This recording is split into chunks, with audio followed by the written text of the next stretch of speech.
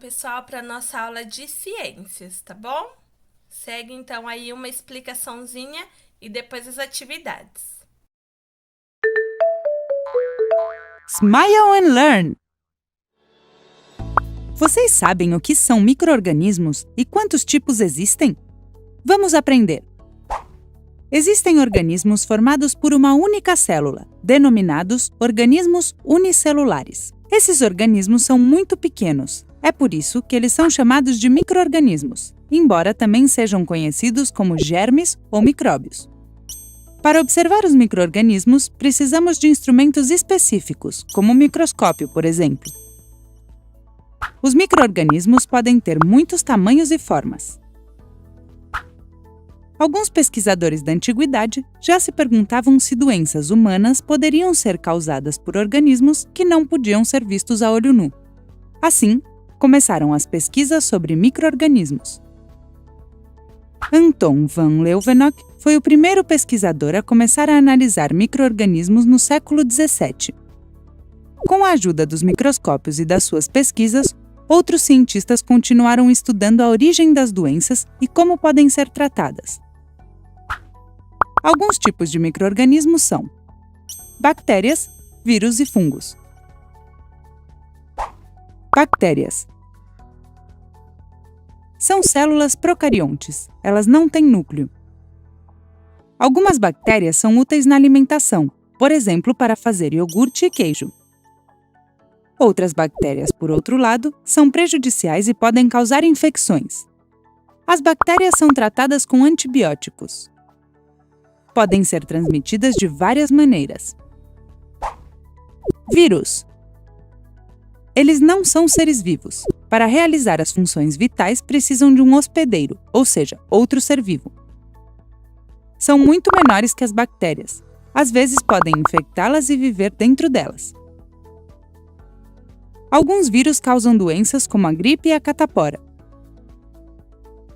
Para evitar as doenças transmitidas pelos vírus, é importante se vacinar. Não existem vacinas para todos os vírus. Fungos.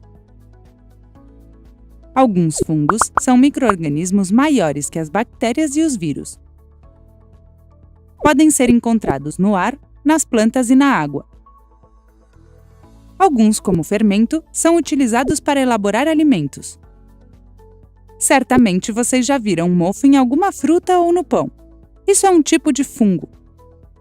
Como já sabemos, os micro-organismos podem estar em qualquer lugar, já que não podem ser vistos a olho nu.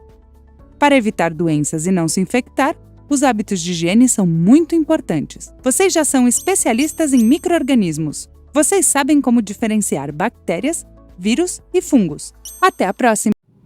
Vamos lá então, pessoal. Peguem então o livro de ciências na página 93, tá? Vamos ler juntos.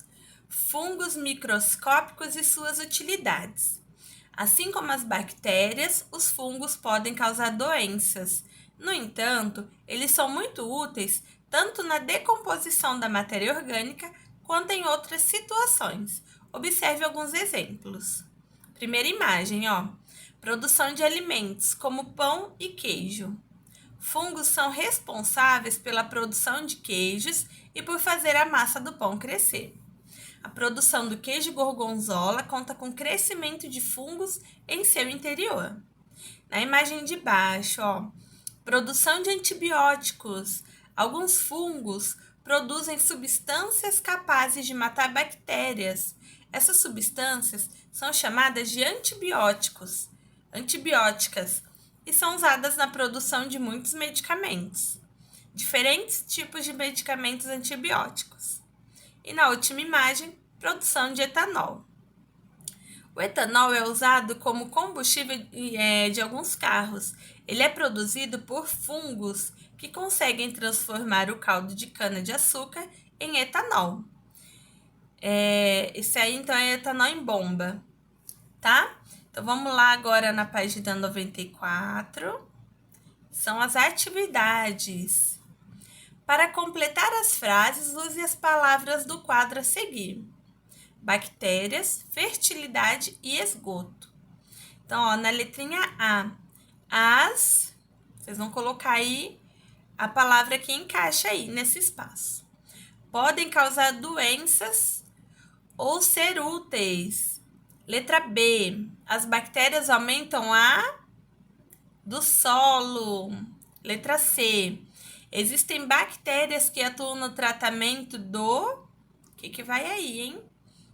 Número 2, escreva abaixo de cada imagem os benefícios para o ser humano ou para o ambiente nos desempenhos pelos micro-organismos.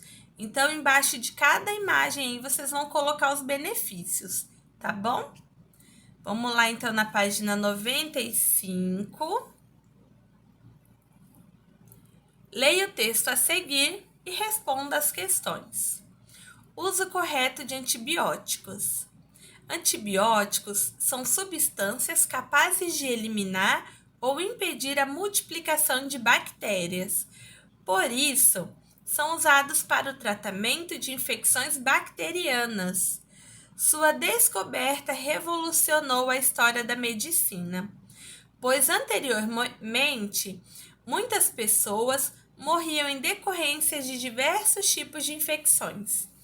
Atualmente, porém, o uso indiscriminado de antibióticos vem fazendo com que as bactérias se tornem resistentes aos tratamentos, gerando um grave problema no mundo. Então, a gente vê no texto, né, que a gente não deve tomar remédio em vão, muito menos antibiótico, né? Isso é muito sério. Vamos lá, então, ó. Como o uso incorreto torna as bactérias resistentes? Quando se inicia o uso do antibiótico, o doente geralmente apresenta sintomas como dor e febre. Com a tomada das primeiras doses, as bactérias mais frágeis começam a ser eliminadas e os sintomas melhoram. Se o paciente suspende o uso nesse momento, as bactérias mais fortes que continuam vivas começam a se multiplicar novamente e os sintomas vão reaparecer. Como as novas bactérias são descendentes daquelas mais resistentes, é bem provável que o mesmo medicamento não cure mais essa infecção. Olha aí então, hein, gente? É muito sério isso. Então, quando for no médico que ele mandar tomar antibiótico, faça certinho do jeito que ele mandou, tá bom? Letra A. Qual micro-organismo os antibióticos possibilitam eliminar? Letra B.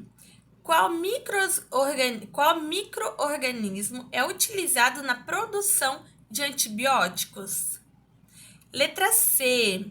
Qual foi a importância da descoberta dos antibióticos? Tem 2 linhas aí para vocês escreverem, tá bom? Letrinha D. Porque não se deve interromper o uso de um antibiótico nem tomá-lo por tempo em doses inadequadas. Tá bem facinho, né? Então, vocês podem colocar aí, tá bom?